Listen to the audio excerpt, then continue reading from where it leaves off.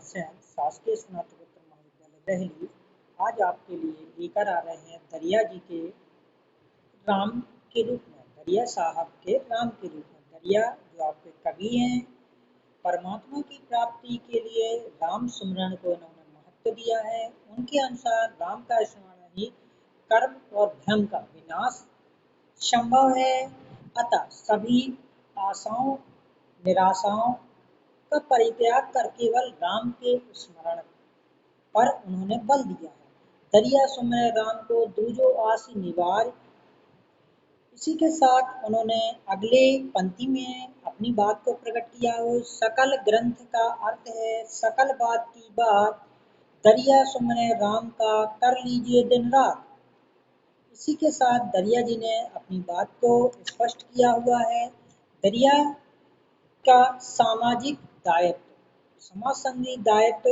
दरिया साहब सामाजिक एकरूपता में विश्वास करते थे। उन्होंने एक जाति वर्ण व वर्ण भेद रहित समाज की कल्पना की थी। उनके दरबार में कोई छुआछूत नहीं थी, सब एक थे।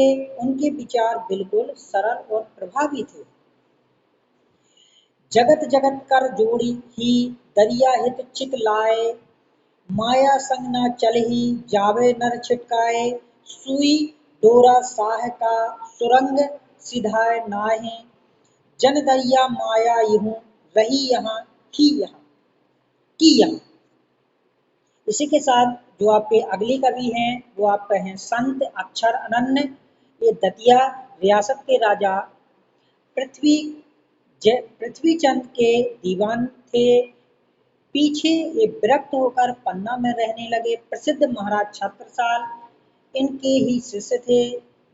एक बार छत्रसाल से किसी बात पर अप्रसन्न होकर जंगल में चले गए। पता लगाने पर जब महाराज छत्रसाल क्षमा प्रार्थना के लिए इनके पास गए, तब इन्हें एक झाड़ी के पास खूब पैर फैलाकर लेटे हुए पाया। महाराज ने पूछा, पांव पसारा काब से? उत्तर से उत्तर मिला, चट से उत्तर मिला, हाथ समेटा जब से। ये विद्वान थे। इन्होंने योग और वेदांत पर कई ग्रंथ लिखे। इनकी कृतियां हैं राजयोग, विज्ञान योग, ध्यान योग, सिद्धांत बोध, विवेक दीपिका, ब्रह्म ज्ञान, अनन्य प्रकाश आदि आपके द्वारा लिखी गई कृतियां हैं। इसके साथ अगला जो आपका कवि है वो आता है संत सुंदरदास। इनका जो जन्म है 1596 ईस्वी से 1679 ईस्वी। सुंदरदास 6 वर्ष की आयु में दद्दू के शिष्य हो गए थे। उनका जन्म 1596 ईस्वी में जयपुर के निकट घोसा नामक स्थान पर हुआ था। इनके पिता का नाम परमानंद और माता का नाम संती था। दद्दू की मृत्यु के बाद एक संत जगजीवन थे के साथ वे 10 वर्ष की आयु में काशी चले गए। वहाँ 30 वर्ष की आयु तक उन्होंने जमकर अध्ययन किया। काशी से लौटकर वे राजस्थान में सिख वटी के स्थान पर फतेहपुर नामक स्थान पर गए। वे फारसी भी बहुत अच्छे से जानते थे। उनके देहांत सुंगमोर में 1689 में हुआ। ये निर्गुण संत बहुत शिक्षित थे। इसी के साथ अगला जो आपका कवि है वो आता है संत मूलकदास। संत मूलकदास 1631 से 1739 ईस्वी। मूलकदास भक्ति काल में ज्ञानेश्वरी शाखा के प्रमुख कवि और रचनाकार थे। उनका जो भक्तिकालीन निर्गुणवादी भक्त कवियों में प्रमुख स्थान, वे रामानंदी संप्रदाय के आचार्य थे। उनमें जन्म सिद्ध चमत्कारता का व विलक्षणता थी। उनके अंदर विश्व कल्याण की भावना कूट कूट कर भरी थी।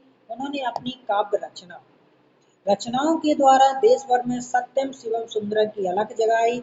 आजीवन संपूर्ण सृष्टि को भगवत स्वरूप मानकर सत्य प्रवर उनकी तन में सेवा में जुटे रहे। संत दद्दू दाल की 2 पंक्तियां हैं। अजगर करे न चाकरी, पंछी करे न काम, दास मलूका कह गए सबके दाता राम। इन्होंने अपनी पंक्ति के माध्यम से ये बात को जाहिर किया हुआ है। इसी के साथ ये वीडियो आप सभी को अगर अच्छा लगता है तो शेयर करें, लाइक करें। थैंक यू, धन्यवाद।